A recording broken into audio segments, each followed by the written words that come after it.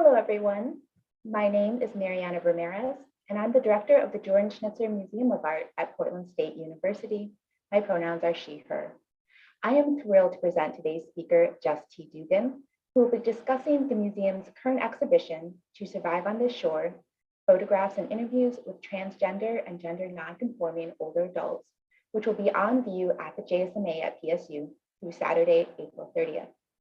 This was a 5-year collaboration between photographer Jess T. Dugan and social worker Vanessa Fabbre. Acknowledging that representations of older transgender and non-binary people are nearly absent from our culture, Dugan and Fabbre traveled across the US seeking to record and represent a range of transgender experiences. They visited small towns and big cities, different regions of the United States, and they sought subjects whose lived experiences exist within the intersections of gender identity, age, race, ethnicity, sexuality, socioeconomic class, and geographic location. The featured individuals share a wide variety of life narratives spanning the last 90 years, offering an important historical record of transgender experience and activism in the United States. I'm so pleased to present this exhibition at Portland State University, and I think it's so important to share this project at a university museum. For one, it's so important for our young transgender and non-binary audience to see that they can grow old and have fulfilling lives and relationships. In addition, as language around LGBTQ issues is being censored in certain parts of the country, it is important for us to provide opportunities to share the lived experiences and stories from these communities. I'm so grateful to Dugan and Fabbre for sharing this project with us. I'd like to thank Barrett Barrera Projects for organizing the exhibition. I'm also grateful to our supporters for this exhibition, including the Oregon Cultural Trust, Catherine and Robert Gamblin, and the JSMA Exhibition Circle members. Now, I would like to introduce our speaker today, Jess T. Dugan, who is an artist whose work explores issues of identity through photographic portraiture. They received their MFA in photography from Columbia College, Master of Arts and Museum Studies from Harvard, and their BFA in photography from Massachusetts College of Art and Design. Dugan's work has been widely exhibited and is in the permanent collections of over 40 museums, including the Smithsonian's National Portrait Gallery, the International Center of Photography, and Library of Congress, among many others. In addition, they are the recipient of the Pollock Krasner Foundation Grant, ICP Infinity Award, and they were selected by the Obama White House as an LGBT Artist Champion of Change. Please join me in welcoming Jess T. Dugan. Thank you, Jess. Thanks so much, Mariana, and thanks for that lovely introduction. And I'm so thrilled to be here with you tonight. Thank you for hosting this talk, and thank you to all of you who've tuned in. And thank you also for bringing the exhibition to Portland State. We're thrilled and couldn't be happier that it's there. So thank you so much for that. I am going to go ahead and jump in here. I'm going to share my screen. Give me just one sec to get everything looking pretty. How's that? Perfect. Okay, great. So I'm going to share with you this evening an overview of my work and my career, and I'm going to begin with some early influences and early work, and then walk you through my 3 primary bodies of work, and I will conclude with To Survive on This Shore. So I'm going to share a lot of images and talk about a bunch of different things, and I can't wait to hear your thoughts and questions at the end. So this is me when I was 8 years old, and I grew up in Little Rock, Arkansas, looking not so different than how I look today, in my opinion. And from a very early age, it was made clear to me that there was something about my identity and my gender presentation that wasn't what people expected from a quote unquote little girl in Little Rock. And so I grew up with this incredibly heightened awareness around gender and how identity, specifically gender identity, affects your experience in the world. And so I like to begin my artist talk with this image because so much of my work comes from my own identity, my own experience in the world, and understanding what that is a really important touchstone to understanding the rest of my work. This is my high school prom photograph. I moved from Little Rock to Cambridge, Massachusetts when I was 13 with my mom, And I came out as gay when I was 13. I started questioning my gender shortly thereafter. And I think at the time I used the language genderqueer. I currently use the language non-binary. And I was very politically involved. I work with several LGBTQ advocacy groups. I did a lot of public speaking. I was in the art department and the theater department. I was not at all a school dance kind of person, but I decided to run for prom king as a political gesture. And so, and my photography teacher actually was incredibly supportive and covered the classroom and posters, and it was very sweet and validating. So long story short, I ended up winning prom king, and then I had to go to the prom, which I hadn't fully thought about. And so I put this in here, again, to show my life and my history, but also to show that my identity as a queer person and as a non-binary person has always been politicized. And I've always chosen to embrace that politicization, both in my life and in my work as an artist. When I was coming out around this time, when I was 13, 14, it was the late 90s, and I didn't see a lot of images of people who looked like me in the world around me, in mainstream culture, in movies and television shows.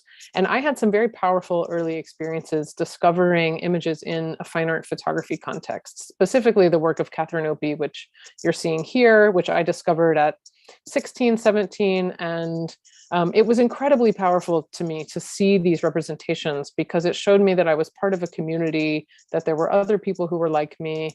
And at an early age, I really began to understand the importance of representation and what that can do to validate an identity. This is work by Deanne Arbus, which was also meaningful to me early on. I found other work like Lauren Cameron's book here on the left, Body Alchemy, which was one of the first books I had ever seen of transsexual portraits, or really any images of anyone who was transgender or gender expansive. I also found books like Della Grace Volcano's The Drag King book, where I saw images like this, which were important to me at the time. And then I also discovered different kinds of books. I discovered this book on the left called Reframing's New American Feminist Photographies. And this introduced me to a wide range of artists whose work was socially and politically motivated. And again, I think I actually discovered Catherine Opie in this book originally. But at a very early age, it showed me that a path as an artist could be also an activist path. It could be one in which you make work that is socially and politically engaged and is meaningful to people. And that really set me on the path that I'm on today. The book that's on the right is newer, so it wasn't an influence to me at that time, but I put it in because I think if I was coming out, if I was 13 or 14 today, I might find this book as a kind of comparable compilation.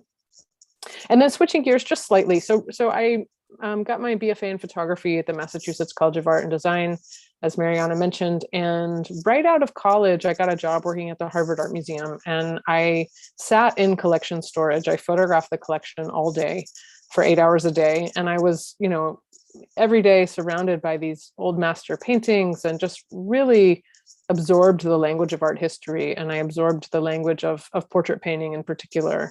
And this has continued to be a very significant influence in my work, which you'll see as we move throughout the lecture.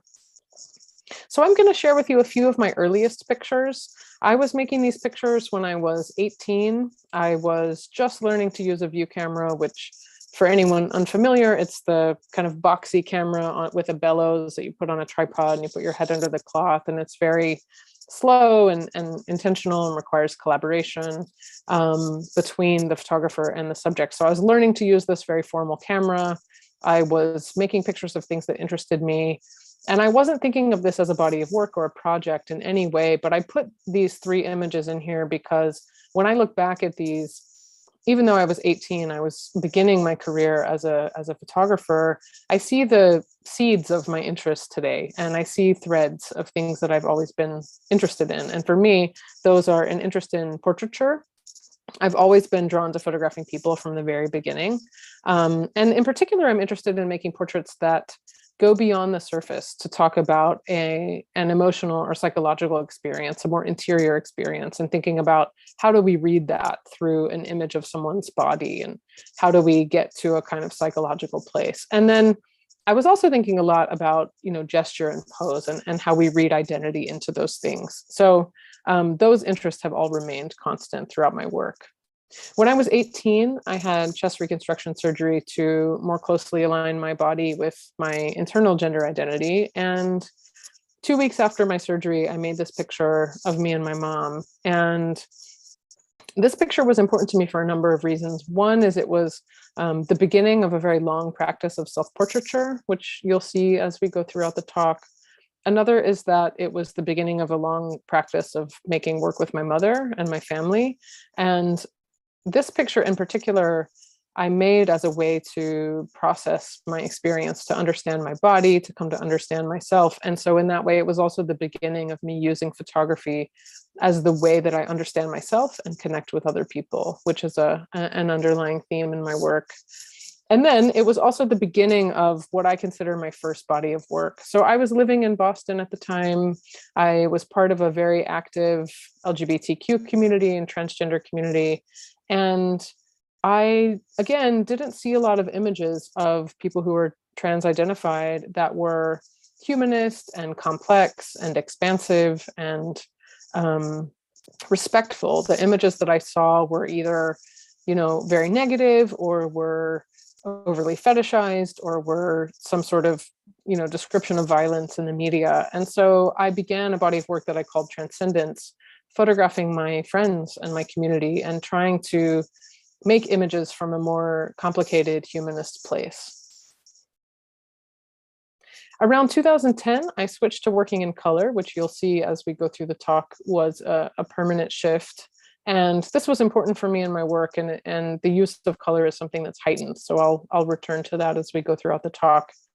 But I also switched at this time to photographing specifically within the transmasculine community. So people who were assigned female at birth and then transitioned to another point along the gender spectrum.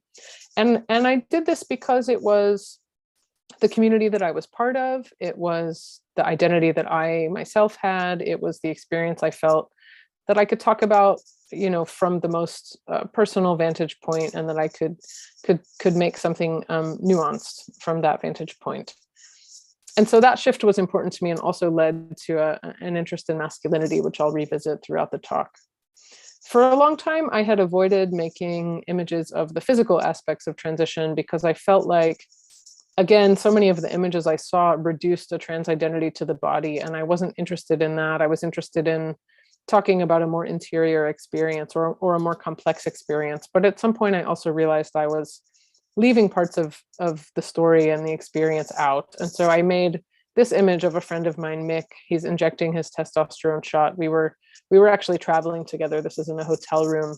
And this image is important to me for a couple of reasons. One is that it really fuses a very classical style of portrait making with a fairly contemporary subject, which is a strategy that I began using intentionally around this time and something that I've continued to the present. And also for me, I mentioned the early influence of painting. This is the moment in my practice. So, what's that, 11 years ago, where I really started to think about color, and I started to think about light, and I started to think about using all of these formal elements to create a certain kind of emotion and psychology in the photograph. In 2011, I had a revision on my own chest surgery, and I made this portrait 2 days later. And I've always felt that it was important to photograph myself and include myself in my work. And to me, this is important because it really implicates me as part of the community that I'm working within. It implicates me as being part of this conversation I'm having around gender and sexuality. But also, and equally important, I ask a lot of the people that I photograph in terms of sharing themselves and their stories with me. And I found over the years that by sharing my own story, it also creates space for other people to share with me in this way that's meaningful to my work and also meaningful to me personally. This is an image from Transcendence of Dallas. And here's an install shot. This is the San Diego Museum of Art. And this was an intervention to the permanent collection. Every summer, the curators would bring contemporary work in and place it within the permanent collection. And they placed my photograph of Dallas in this room of paintings and some Renaissance portrait paintings. And the two you can see here were called Anonymous Portrait of a Woman. And on the other side of the room, there were some called Anonymous Portrait of a Man. And so I love that they inserted this photograph in a way that disrupted those assumptions around the gender binary, but also that linked my very contemporary practice of photography with a much longer history of portraiture, which is something that I'm very interested in as an artist. So in 2011, I relocated from Boston to Chicago. I was pursuing my MFA in photography at Columbia College Chicago, and I, got to this new place and began making some pictures. This is Dallas again, a year later. And I realized really quickly that I was not interested only in making work about a specific identity or about gender or sexuality specifically, but that my work was shifting, and I was starting to be interested in making work and making pictures about the process through which we each go through to really come to know ourselves, and the way that we connect with other people on an intimate level from that place. So I was trying to make images about desire and intimacy and connection and the power of being seen, which was a bit of a shift from earlier projects and something that I'm still working on today. So this body of work also has a lot of self-portraits in it. This is an earlier one called Self-Portrait Muscle Shirt. And in this one, I'm really kind of asserting my gender outward at the viewer, asserting my identity outward. I am asking the viewer to engage in this moment with me and question their own assumptions and their own thoughts about that. I'm also playing with certain art historical conventions, and I often say dating app photos. It's just a sort of conventional pose. So again, I've always felt that it was really important to include myself in this work as well. This series has several still life images, and for me, these were a way to talk about this universal need that we all have for connection and for relationship, whether it's romantic or platonic or familiar or communal, this need that we have to connect with others in a meaningful way. And many of the still life images are pairs of objects, and they're also things that come into contact with the body. So they reference the human experience. This is an early image of me and my partner, Vanessa, and you'll see this actually grew into its own body of work. But in addition to including self-portraits, I also include my own relationship in this body of work.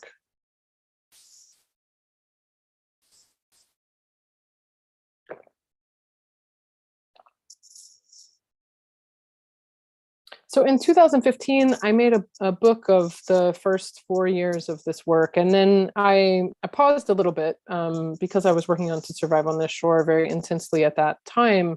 And then but all the while I was still continuing to photograph for this project. And these are some of the newer images, and several things had started to change as the project developed. And interestingly, some of these changes I think are related to having made To Survive on This Shore, which I could talk about more later. But I began to photograph outdoors in a lot of settings. I became really interested in the landscape and started thinking about queerness in the landscape. I was seeking out really intense kind of light and quickly moving light, and often photographing really early in the morning or really late in the day, trying to catch the golden hour. This was a portrait I made here in St. Louis at the very last moment of daylight. And, for me, seeking out these kind of environments and this kind of light was a way to try to get at a certain kind of emotion and psychology. I'm really interested in the feeling behind a kind of ephemeral light and a transient moment. But it was also a way for me as a photographer to continue making images that were dynamic. And, I felt like I had hit a certain point in my practice where I could go to someone's home, and if there was sort of, even window light, and make a certain kind of portrait. And forcing myself to work in these quickly shifting, in these environments with quickly shifting light was also a way for me to keep moving my work forward and requiring me to be really responsive to the people that I was photographing and to that moment and to that light. So these are all relatively new. Many of these were made during the pandemic. And, the pandemic actually had a really interesting effect on my work, because for over a year, I wasn't photographing anyone in their home. And I was working exclusively outdoors. I had already started that, but that became something I did exclusively for more than a year. So that was a significant shift. And also, I began making images like this, continuing the still lifes in my earlier work, but they were changing a bit in tone and content and light. And I think that for me, these still life images are a way to process the isolation we were all experiencing during COVID. They were a way to talk about the need for connection again, which has always been a concern of mine. And also a practical solution to me being at home.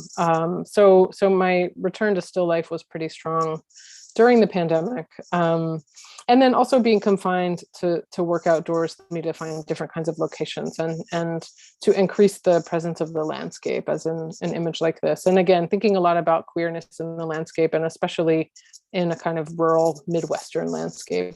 I live in St. Louis, and thinking about what that means to have representations of queerness here.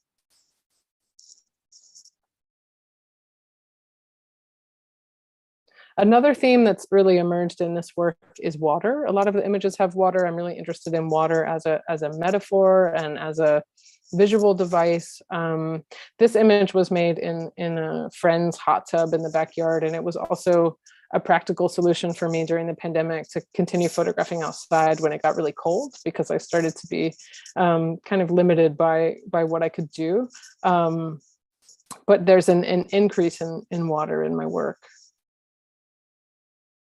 I often work with some of the same people over a long period of time. And for me, I really love the way that this allows me to kind of intensify my relationship with them, both as a friend and also as a photographer. And I'm also really interested in the passage of time and talking about how people grow and change. Colin is someone I photographed quite a bit. And the last photograph in the red room was actually the very last indoor photograph I made before everything shut down. And then this of him in the field of violets was the first image I made. This was April 2020, when I was trying to figure out how to keep making work during this time of disconnection.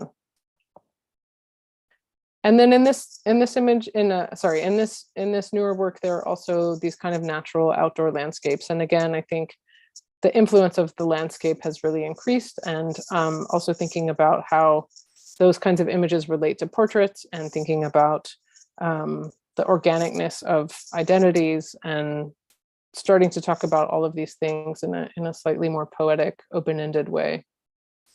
A lot of my work uses direct eye contact, not all of it, but a lot of it. And for me, this does a couple of things. It really allows the subject to present themselves to the viewer the way that they would like to be seen. It gives some agency back to them during the process of photographing. But also, and equally importantly, it activates the experience for the viewer. So I really want someone, when they're looking at my work, to question their own thoughts and their own assumptions, and to be in this moment of intimacy with the person that they're looking at, and for that to cause them to reflect on things that they may think or things that they may feel. So I want the process of viewing my work to be an active one, and that is something I do very specifically by having, often in a pair, having one person, but in a single portrait, having the person that I'm photographing look directly at me, and then, of course, by extension, at the viewer.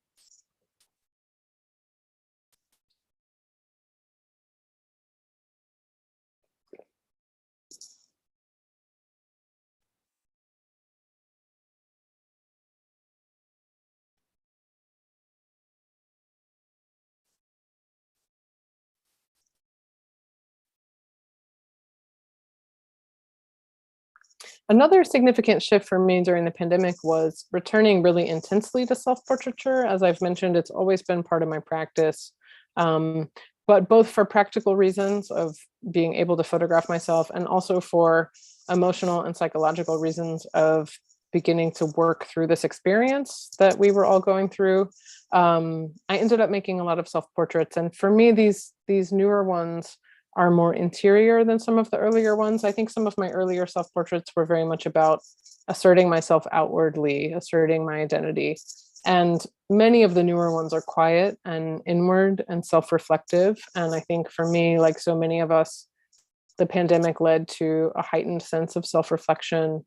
And that seeped into my work in a way that I'm really interested in, and that I think has permanently changed it.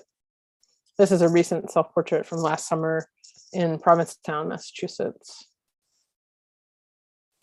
So I put in a few installation views to give you a sense of how my work exists in space. And I know some of you have seen the exhibition at Portland State, but for folks who haven't, when I exhibit my work, it's really important to me that the work is large enough that a viewer can have a meaningful interaction with the person in it. So I want it to be big enough, but I also don't want it to be larger than life. So I limit the size to, these are 18 by 24 and 30 by 40. I don't want the subjects to become so large that they become unrelatable. And I think a lot about the way that I sequence the work, and I think a lot about the kind of rhythm between images. So I often have the smaller size and the larger size exhibited together. This is at the Norton Museum of Art in Florida from 2020. And then, my work is often exhibited in either a photography context or an LGBTQ context, but I love when it's placed in dialogue with other work or, included in an exhibition based on a theme that's different than those two. And so this is an install view from the Museum of Fine Arts, Boston, where my self-portrait muscle shirt was included in a show about self-portraits. And so that to me was very exciting. So these are two install shots of a recent exhibition I had here at the St. Louis Art Museum. This just closed a couple of months ago. And these photographs were all from Every Breath We Drew from the past 2 years. And most of them were made here in St. Louis. And again, I think in this installation, I was really thinking a lot about not just each individual image, but how the work came together as a whole and existed in space. And it was interesting having it at a museum here, a very mainstream museum here, because I got a lot of really meaningful feedback about what it meant to people to see representations of queer people on the walls of such a significant museum. And because I'm in the art world and often on the coasts as well, I sometimes forget how powerful that is. And I was really reminded in this show, particularly here in Missouri, which is, not always the most progressive place. So I have a new book of this work out. I'm not going to talk about this too much in detail, but it just came out a month ago. And this book has 60 new photographs along with poetic narrative texts about my life. So I'm excited about that book. So I'm going to show you the second project I'm going to show you is work that I make with my family. And I mentioned that I had photographed my partner, Vanessa, in Every Breath We Drew, and a couple of the pictures still exist in that body of work. But we got together in 2012. I began making photographs with her, and I originally thought that this work was part of Every Breath We Drew because I was thinking about it as, being about gender and identity and desire and family and connection and all of these themes I had been interested in already. But of course, as time passed, I began making more and more pictures, and it became very clear that this was its own body of work. And at the same time, I had been photographing my mom and making images with my mom. And I started to realize that I was making this much larger project about my family. And so this is something I've been working on for 11 years now. And I view it as an incredibly long-term project. I have not yet exhibited this work in public. I will have the first exhibition of work from this project this fall at the National Portrait Gallery. So I'm just starting to put some of it out, but I've very intentionally kept it quiet because I really feel like this is the kind of project that hinges upon and depends upon the passage of time. And I really want to give it a lot of time. But, for me, I'm interested in this project for a number of reasons. I mean, one, and perhaps the most obvious, is that it's images of my closest people and my family. And it's a way for me to connect with them and spend time with them and record moments together. Another is that it allows me to talk about all of the things I'm interested in, which I just mentioned, identity and sexuality and gender and connection. But it's not really about any one of those things on the surface. They're all kind of beneath the telling of this very personal story. And so that's interesting to me as an image maker. And then the other thing that is exciting to me is that it presents a unique kind of challenge, because in most of my work, I photograph someone once, maybe twice. There are a few people that I photographed, 7 or 8 times, but but I generally don't photograph the same person over a 10-year period. And so also as a photographer, just purely technically, it requires me to make different kinds of images and find a way to keep photographing the same people over and over in a way that's new and interesting. So I'm interested in that component as well. So my partner and I have a daughter. She's almost 4. And when Vanessa got pregnant, I started photographing her, and I viewed this again as an extension of my practice and the way that I always, make sense of my life and what I'm going through by photographing. And so it just felt very natural to fold this into the work. This is us with our daughter Eleanor when she was 2 days old in the hospital. And so these images came very organically. This is Eleanor, my mother, when she was 1 month old. But one thing I've always been interested in my work, and the reason I showed some of the earlier influences, is the idea of representation and the importance of representation, and thinking about whose stories are told, what kind of images are seen, thinking about the power of seeing yourself represented as a possibility model for a life you could live or an identity you could inhabit. And so in a pretty short amount of time, in showing some of these images to curators or in artist talks, I became really aware that they were also addressing a lack of representations around queer parenting and queer family structures. And in particular, I'm thinking about a lack of representations of butch parenting or transmasculine parenting. And, so this came from a really personal place, but I've also kind of doubled down on committing to telling my own story as a parent as well, to address that gap and think about putting out certain kinds of images that don't really exist. There aren't many of them that exist. There's, Catherine Opie has an image of herself with her son, and I can think of a few others, but there aren't a lot out there. So I'm continuing to make work with everyone in my family. My daughter's gotten bigger, so I think, I'm not sure I made that many photographs when she was 3, because it was like particularly squirrely, but I'm making photographs with her again, and I'm really excited to see how this project grows. This is my mom and her partner, Chris. And I'm also really beginning to think about the multiple generations. I think one thing that happened for me when I became a parent, which I think happens to many people when they become a parent, is suddenly they view their relationship with their parents differently. And so I was suddenly thinking about not only being a child to my mother, but then being a parent to my daughter, and then seeing things differently from my mother's point of view. So the experience of becoming a parent really affected this work in a way that I'm interested in, and I think will continue growing over time. And I very much imagine this as also having a written component and a storytelling component, which the book I just showed you has as well.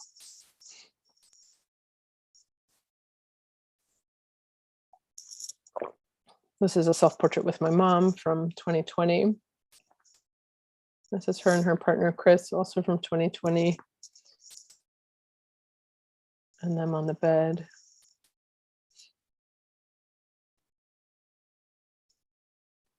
This is Vanessa in Provincetown from last summer.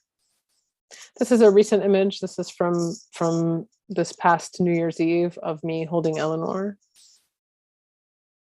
And then another recent one, a recent self-portrait of me with my mom. And again, I think my relationship to her is changing in the images as well. I think in the earlier ones, I was sort of looking at her from one direction, and now that feels like it has certainly been very complicated. So I have one other project with my mom that I do yearly. So we began in 2010 making the same photograph that I showed you earlier, the black and white image from 2005. We began making the same photograph every year. And for me, I'm really interested in documenting our relationship over the passage of time. I'm interested in the relationship between our bodies. I'm interested in the idea of how we can come from a similar source and then take different paths. And because we've been making these for so long, the annual process of making this picture has also become a kind of affirmation from her of not only my work, but also my identity, who I am, her support of me as a person and an artist. So I plan to make these as long as I can. And again, I really think it depends upon the passage of time. So in 2017, I made a video piece, and this is sort of an extension of my family work. And this video was called Letter to My Father. It was grappling with my estranged relationship with my father, and it was a rhetorical letter that I wrote to him that I read. So the soundtrack of the video is me reading this letter where I'm trying to make sense of our relationship and kind of what went awry and, you know, the reasons for our estrangement. And so the video begins with my childhood, some of my early gender nonconformity and the ways in which my father couldn't accept that and struggled with that. And then it follows me as I age, entering adolescence. And one of the things I was interested in was how I always kind of looked to my father for instructions on how to be masculine, or how to, you know, how to embody this identity that was emerging for me, but that connection always failed. It was just never worked. But there were these moments where it's so clear that I'm kind of emulating him and trying to figure this out and trying to understand my own masculinity and kind of how to embody that. And then it goes through me coming out as a teenager, and the complications that come from that, and then goes through my relationship with Vanessa, and talks about the moment we got married. I like to joke that this is like the worst marriage photograph anyone ever has. We have this blurry selfie from the courthouse. But this was really important because the moment that we got married and decided to have a child was the beginning of the end of my relationship with my father, because he couldn't support either of those things. So it traces that. And then the video kind of bounces back in time and looks at things from when I was young, much younger, and looks at things from his point of view and kind of imagines what he thought his life might have been like, and what it was like when it all changed and kind of fell apart. And for a long time, I thought this video was sort of separate from my work, from my other work, but it's become very clear to me that it's very related, and it's significant in that it's me telling my own story and providing more context around my own path with gender and my own path with sexuality and family. And in that way, it really connects strongly with To Survive on the Shore, which I'll talk about in just a second. But again, I view it as kind of a core part of these questions I'm asking, which my work as a whole really centers around this idea of what does it mean to live authentically, and what is gained and what is lost when you do that. And that runs through all of my various projects. So the final project I'm going to share with you is obviously To Survive on the Shore, photographs and interviews with transgender and gender nonconforming older adults. And as Mariana mentioned, I worked on this project in collaboration with my partner, Vanessa Fabbre, who's a social worker, and her research focuses on the intersection of LGBTQ communities and aging. So again, we met in 2012, and we realized that we had all of these overlapping interests, even though we were in different fields. We had both worked with trans communities previously, and we realized that we could come together and join forces and create this project. Vanessa introduced me to aging. I introduced her to photography. We both knew that there was a really strong gap or a strong lack in representations of transgender people in general, but especially transgender older adults. And we really wanted to do something to contribute to filling that gap. So from the very beginning of this project, we were really committed to diversity in the subjects that we sought out. And so we sought diversity in terms of age. Our minimum was 50, our oldest participant was 90. We also sought diversity in terms of gender identity and expression, race and ethnicity, socioeconomic status, geographic location. We went all the United States. It was limited to the United States, but we tried, as Maria mentioned, to go to every major region, to big cities, to small towns, to get as many different kinds of environments as we could and stories. And then we also saw diversity around life narratives. So some of the people in the project transitioned in the early 1970s. Others had transitioned very recently to when we met them. Some people didn't transition for various reasons. So we really sought out as many kinds of stories as we could. And another thing that motivated us was wanting to record some of the history of people who, in many cases, had paved the road for the world we live in now and the progress we benefit from. And we felt like a lot of that history was at risk of being lost. So we traveled to each person's home, and we would conduct an interview with them that was generally about an hour. We felt like it was really important to go to each person's home or personal space rather than going to a trans conference and setting up a studio and making 100 portraits. We felt like it was really essential to spend time with people, and that's part of why the project took 5 years. And then we would always conduct the interview first, and that would give information into kind of how to make the portrait or certain things that we could include in the portrait. I'm lingering here forever because I want to tell you a story about Hank and Sam. But so most of the people in the project I met specifically for the project to photograph them or to include them in the project. But Hank and Sam I actually had known since I was a kid. They were in Little Rock, Arkansas. My mom was friends with them. And Sam on the right ran a lesbian Bible study group that my mom went to. And so I had this long relationship with them, but we weren't in close touch anymore. And when I was working on this project, I reached out to them and I said, I don't know how you identify, but this is the project I'm working on. Do you want to be a part of it? And they said, yes, absolutely. And so Vanessa and I drove down and we spent the day with them. And I was really touched by a number of things. And one was that Hank on the left and I have a very similar internal identity, but because of our generational difference, we had such different experiences in the world. And I was really struck by that.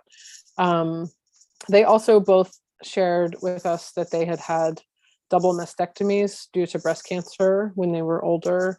And they were both really pleased about having flat chests. And at the end of our day together, we ended up all comparing our chest surgery scars and talking about our bodies and how that, our experiences around that were meaningful. And I share that because, the process of making this work was so meaningful. And in many cases, I would show up at someone's house not knowing them at all. And then they would share their most difficult life stories, their most joyful life stories. We really kind of went to this incredibly personal place. And I was really touched by how much people wanted to share with me. And a lot of the people in the project were really motivated by a desire to help others coming after them, a desire to share their story, to give back to the community. And I was deeply moved by that and struck by that throughout the entire time that we made the work, and really touched by how people completely welcomed us into their homes and the most personal parts of their lives, and really wanted to be part of this project. This is Sky and Mike in California. The last one was Sky alone, and then I returned to photograph them together. This is Duchess in Los Angeles, California. This is Bobby in Detroit, Michigan. And again, I mentioned that we would do the interview first, and this was really important because it allowed me to get to know the person that we were spending time with. It allowed them to get to know me a bit. But in many cases, it also gave me insight into something to include in the photograph. So Bobby shared that she had a very long career in the military, and her home was covered with planes and flags and other paraphernalia. So I really wanted to include that in her portrait and reference her past in her portrait. This is Jude, who was 75 when we photographed him. And I mentioned that we sought out people with different life narratives. And Jude was actually someone who transitioned very early in 1971. And it was interesting because other people in the project referenced Jude as one of the first out transgender people they had ever seen. So he had this layer of influence on a lot of other people we photographed. So I was interested also in these kind of generational layers, even within the project. This is Jude when he was 32. This is Suki in New York. This is Caprice in Chicago. And this is Grace. Grace was one of the other people I had known previously. She's the executive director of the Boston Alliance of Gay and Lesbian Youth and has been for, I think, 35 or 40 years now. And she was actually one of the first portraits I made for the project. We started with people that we knew and had worked with previously, and it kind of spread word of mouth for a while. And then we eventually did some more targeted outreach, which I'll talk about in a minute. But Grace was one of the first. And so, you know, from each interview, we would edit down a quote that accompanies the photograph. And this exists alongside the photograph in both the book and the exhibition space. And we did send the quotes back to each person to approve because there was a lot of subjectivity in how we took a 25-page transcript and turned it into 3 paragraphs. And hopefully some of you have seen the show, so you've seen other texts, but I'm going to read just one quote from Grace to give you a sense of how that text functions. So Grace says, "I always felt more like girls, like women. Even when I was watching movies or television shows or reading books, the female characters were the ones that I identified with, just sort of instinctively. So I knew I was born male, but I certainly was a feminine boy growing up, a genderqueer boy, and was harassed and bullied and got a lot of negative attention because of that. I was assumed to be gay from the earliest get-go as well, even though it wasn't talked about then in the 60s. So I was called all the names associated with that: sissy, faggot, fairy, all of that. I didn't feel like I was transsexual. I didn't have that profound sense of body dysphoria that lots of transsexuals report, even though there were things that I wanted to change. So the way I understood that and was able to express that in the 80s was maybe what we would now call genderqueer. That term wasn't used then, but I lived in another gender space. I just was living in this third gender space. I didn't see it as on my way to anything. I've been lucky to have people in my life who have been supportive of me in my journey, wherever that would lead me. So it was less about giving me guidance on a specific path and more about people who have said, your identity is evolving, and that's a wonderful thing, and we encourage you to explore that and go with that. I still see myself as on a journey. When I received an award a few years ago at a conference, I said, in the 60s, they called me a sissy. In the 70s, they called me a faggot. In the 80s, I was a queen. In the 90s, I was transgender. In the 2000s, I was a woman, and now I'm just Grace. So I love Grace's quote for so many reasons. I think it's so meaningful. But one thing I love about it is that she places this very personal journey of hers within the larger social and political context. And that was something that was really important to us in this project, was trying to capture a specific moment and a specific kind of make a specific record of this moment we were in politically. And I thought Grace's quote really addressed that. So I mentioned in the beginning, we were making connections with people word of mouth, people we knew, and that went on for about 2 years. And I had made, 30, 35 portraits. And in 2015, I made a website. We started to get some press for the project. This was a feature in the New York Times. And this really exploded the project. I got emails from hundreds of people all over the country wanting to participate. I was contacted by organizations wanting to bring me to their town. And so that began this really national outreach. So in addition to this, we also went to several trans conferences and presented the work and made connections there. And as I would travel for my other work, I would reach out to local LGBT organizations and ask them to connect me with anyone in their local community who they thought would be a good fit. And then we also sought out specific activists and important people within the community who were referred to us. So it was very much a multi-pronged approach, kind of, New York Times outreach, grassroots outreach, word of mouth outreach. Again, really trying to get a diverse group of people. This is one of the first exhibitions. This is at the Museum of Contemporary Photography in Chicago. And alongside this museum exhibition, we mounted a satellite exhibition at the Center on Halsted, which is Chicago's LGBTQ center. And this was in a kind of waiting area where people would encounter the work without necessarily intending to go see art. And this is something I'm interested in all of my work, but especially in this project, I'm really interested in it being both within a museum context and within a fine art context, because I think that's really important. But I also want to take it out in the community and have it be accessible to people who might not go to an art museum. So I've repeated this dual exhibition approach several times over the past few years. So in 2018, we made a book.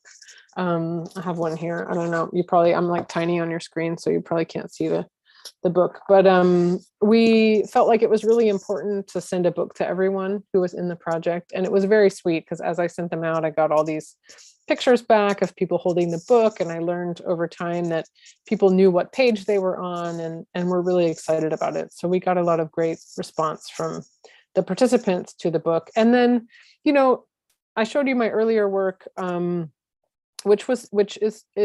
earlier projects, which is so much about me and my own identity. But this project was really about the participants and telling their stories. And I continued the centering of the participants in the press and events surrounding the book. So this was a book release event at Women and Children First bookstore in Chicago. And instead of me giving a talk, we invited participants to come and share their story.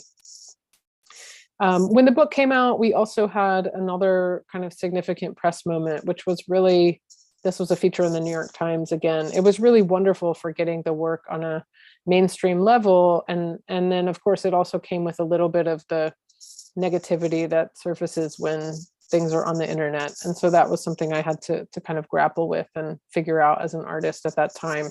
So this is the first installation of the exhibition that's currently on view at Portland State. This is at Projects Plus Gallery in St. Louis. And, I always try to involve the participants as much as possible in exhibitions and openings too. This is Steph at the opening here in St. Louis. This is John, who came up from Arkansas. He lived in a very small town in Arkansas and came up and spent the weekend with us and met other people from the project. And that was incredibly meaningful for us and also for him. And so for me, when I have an exhibition, especially of this work, I view the exhibition as the beginning. And I try to arrange as much programming as I can and work with the museum to arrange as much programming as possible to make the exhibition a space where dialogue can happen and community can happen. So this is a class visit from Washington University in St. Louis. And then we also had a storytelling night with local members of the trans and LGBTQ communities, where we collaborated with 2 local nonprofits and invited people to come and share their stories within the space of the exhibition. This exhibition is obviously traveling, as it's now in Portland. This was a venue at the University of New Mexico in 2019. And I believe that Portland is the 7th venue, and it's going to continue to travel after. So I'm really thrilled about that, and that it continues to be seen. And this is another exhibition, another version of the exhibition at the Minneapolis Institute of Art from last year. So because this project has such a strong educational and activist mission, I also created a limited edition portfolio. This was designed exclusively for teaching institutions, and it has 12 images and texts. And these have been placed throughout the United States. The edition is sold out, and they're often used in exhibitions, in class visits. They get used for teaching with students who are not art students or photography students. And so this was another way that we tried to make the work really accessible. Some museums would acquire the portfolio and then also mount it as an exhibition. This is a museum in Fort Collins, Colorado, who did that. And then we had one other version of the show, which is a community exhibition, and this was designed for non-art spaces. So this was up at a synagogue here. This is Central Reform Congregation in St. Louis. This is at the Brown School of Social Work at Washington University. And this version of the show has continued to travel as well to churches and other universities and senior centers. And again, an attempt to get the work seen as widely as possible. And so the very last thing I'm gonna mention is that we've also had a advocacy piece of this, an educational piece. So we've tried to collaborate with as many nonprofit organizations as we can whenever they're interested in the work. This was a collaboration we did with a group called Open House in the Bay Area. And they were working to protest the removal of a question relating to sexual orientation and gender in the National Survey of Older Americans Act participants. So they reached out to us and they basically wanted to create a poster, and they couldn't find images of trans older adults, and they asked if they could use ours, and we said of course. And so they made this poster and sent it directly to policymakers. And then this is another collaboration from just this past year with a group called SAGE, which is Advocacy and Services for LGBT Elders. And they created a guide for how to be an ally to transgender older adults. And these are just 2 pages of a much larger guide, but they used photographs from the project to illustrate this guide. So I'm going to conclude with that. Thank you all so much. And here are my websites and email. And I am going to stop sharing my screen here and very much look forward to questions. So again, thank you so much. Great. Thank you so much, Jess. I really appreciate your time. It was such a great presentation. Thank you. Thank you. Yeah, we have a couple of questions. First, I'm going to start off with actually something that I get when I give tours of your exhibition. It's actually one of the most common questions, which you addressed a little bit with in one of your previous examples, but the choice of the size of photographs. People are always really keen on why some are bigger, why some are smaller. How did you make those choices? Could you talk a little bit about that? Sure, yeah. So I think, the main thing is what I mentioned about, like, it's really important to me that in an exhibition space, someone viewing the work can have this meaningful interaction with the person in the photograph. So I think about that a lot when I'm making the image, and also when I'm producing a show and deciding what size something should be. But in terms of like which image is large and which image is small, some of that is more to do with thinking about the pacing of the show and thinking about kind of how it comes together as an exhibition. And some images work better larger. Like I said, I like the subject to not get much larger than life size. So sometimes if it's a photograph where I'm further away, I'm more inclined to make it larger. And if it's a close up of someone's face, I tend to prefer the smaller size.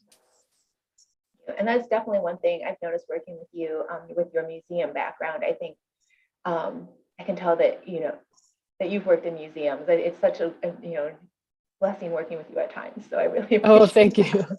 Thank you. And I guess one thing I would add too is, since you mentioned museums, is also thinking about how the work will be used. That's part of why I have 2 sizes, because in some museum spaces, the big size is necessary because it's just so large and it otherwise gets kind of lost. But I also know the smaller size can be really useful for like print study rooms and having quicker access to the work. So I think a lot about how the work will be used in an educational setting as well.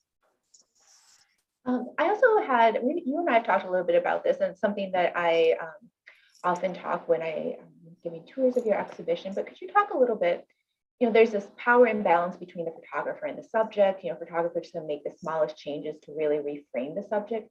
Could you tell me a little bit about your process and how you've tried to kind of at least balance that a little bit with your subject and empower them? Sure. Yeah, that's a great question. And that's something I've thought about a lot throughout my career and is really important to me. I do think that ultimately the photographer has a lot of that power, and that when you're photographing someone, they don't always have the same understanding of what you're doing and how the image functions. So I take that very seriously as a maker. And I think a lot about how I'm presenting people. There are certain technical choices I make to make sure that my images are coming from a place. Well, first of all, I always work from a place of respect, but there are certain technical choices I make to assure that comes through in the photograph. Like for example, I don't like to photograph down on anyone. I like people to be at eye level. I think about the pose and the light and think about how to create a portrait that's really dignified. So that's significant to me. And then the way that I work is very slow. I mentioned I trained on a 4x5 view camera, and I used that camera exclusively for about 10 years. And it requires a lot of collaboration between me and the subject. And that's something I work with a different camera now, but that's a process that I carried through. And so the way that I work is really slow. My camera's always on a tripod. I use all natural light. There's a lot of conversation between me and the person that I'm photographing. About what kind of location feels comfortable, what kind of pose feels comfortable. So there's a lot of back and forth where I'm really trying to create a photograph that is very responsive to the person and very authentic, but also visually interesting as a photograph. But I care deeply about, consent and making sure that everyone who's in my work understands how it's going to be used. They understand what the project is about and that they're really on board to be part of it. That was especially important in To Survive on the Shore. And then, yes, again, I think a lot about the technical decisions I make as a photographer and how that translates in the image. Yeah. And then I have a question from the chat, and I will encourage if anyone out there want to put more questions in the chat, we'll ask those. So this is from Shioma, and she says, your portraits of your family are so intimate. Did you have any trouble getting your mom and partner to participate? That's a good question. Yeah, and thank you. It's funny because I had a moment with my mom, when I made that first black and white image that I showed you, I was like 18 and a student, and she likes to joke that I told her it was for a class project, and she didn't think anyone was going to see it. And then the work grew, and I started exhibiting that photograph, and she had, I think, her own moment of oh, this is public now, and so I think as that happened, it became very important that she was fully on board. And I think that's part of why the annual photograph we make is so meaningful, because it, she very much has an awareness that this work is going to be seen, and is still really interested in being part of it. And, I think it's meaningful for her. And I think a lot about what it means to photograph intimate moments with someone else and then share them publicly. And so that's one reason that I've given that body of work as much time as I have, because I know it's so intimate and so personal. And with my partner, we started making pictures together right away. And she certainly had her own adjustment process around those being seen. And that's still very much happening, especially with the more intimate work around our daughter and the image in the hospital and things like that. So, we have a policy that I always will make the photograph. And then, because what I really don't want to happen, especially with the people that I photograph repeatedly over a long period of time, is for them to be thinking about the work being seen in the moment that we're making photographs. So we have a policy that we just make the photographs, and then there's a separate review later. Are you comfortable with this going out in the world ever, or now, or do you need some more time?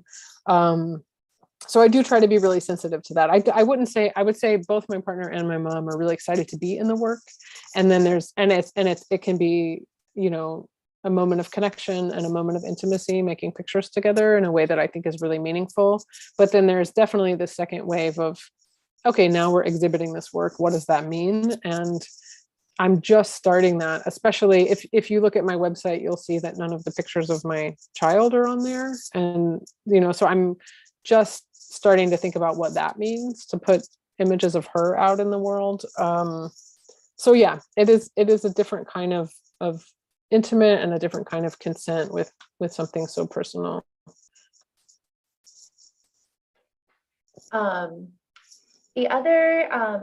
Actually something that I've noticed just walking the galleries, I've talked with a lot of parents that have transgender children, and I think they really appreciate this exhibition. And even as you read a lot of the interviews, many of the people within the exhibition will mention, at the age of 5, 6, 7, I may not have had the language, but I knew I was different in some way. I'm wondering if you would have any recommendations for parents who may have children that are questioning their gender identity right now, young children? Oh, that's a great question. It's funny. I'm not sure I'm the best person to give tangible resources, but your question made me think of one thing, which is that, one reason we wanted to create the work is that we had heard from several young trans people that they had never seen an image of an older trans person before, and they had no roadmap for what their life might look like as they aged. And so we were highly aware of that, just wanting to support trans young folks and trans youth by creating these representations. I guess on a totally personal level, the advice I would give would be to support your child and to trust them, that they know who they are, and to, provide the gender affirming care that they need. I think that's getting tricky in some states now, unfortunately. We're in a tough moment around that, but I think that's incredibly important. And then there are all kinds of advocacy groups and support groups that people can connect with depending on where they are in the country. Yeah. Thank you. And so I think that that's what we have for questions. I did want to mention that you will be having this solo exhibition, Kinship, at the Smithsonian's National Portrait Gallery at the end of this year, the October 2022, I think it opens. Yes, correct. Yes, this fall. Which, congratulations on that. That's very exciting. Thank you. Thanks. And then our exhibition will be on view here at Portland State University through Saturday, April 30th. So we hope audience can come out here. This technically isn't the first time it's on the West Coast. It was in Seattle, but that was during some of the really hard pandemic times. So this is really kind of the first time we're able to present this amazing exhibition, you know, in a fully kind of open space. So I'm really excited to have guests come through for the next month.